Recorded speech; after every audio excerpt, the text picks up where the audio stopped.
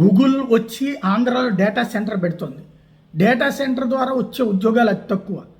But ఇప్పుడు అదే Google బెంగళూరులో ఆఫీస్ పెట్టడానికి రెడీ అవుతుంది. పెద్ద ఆఫీస్ ఎక్స్పాండ్ చేయడానికి రెడీ అవుతుంది. 20,000 ఉద్యోగాలు వస్తాయి. సాఫ్ట్వేర్ ఇంజనీర్ ఉద్యోగాలు వస్తాయి.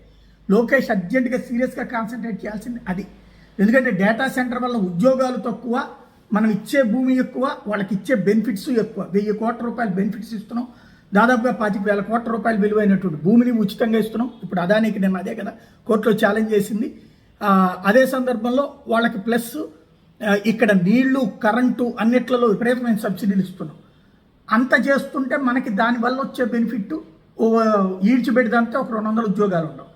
అదే ఇప్పుడు అమెరికాలో ఇప్పుడు $1,00,000 చేశారు కదా H1B వీసాలకి. దాంతో వాళ్ళు ఇండియాలోనే ప్లాన్ చేసుకుంటున్నారట. ఇండియాలోనే కొత్తగా ఆఫీసుల ఎక్స్పాన్షన్, ఆఫీస్ కొత్తగా పెట్టుకోవడం అన్నట్టు. అది విశాఖపట్నానికి తీసుకురాగలిగితే ఆ 20,000 ఉద్యోగాలు విశాఖపట్నానికి వస్తే సాఫ్ట్వేర్లో కీలకమైన మార్పు అవుతుంది. సాఫ్ట్వేర్ ఉద్యోగాల హబ్గా విశాఖ మారడం ప్రారంభమైందంటే ఆ ఇంపాక్ట్ హైదరాబాద్ తరహాలో పరిగెత్తడానికి వీలవుతుంది.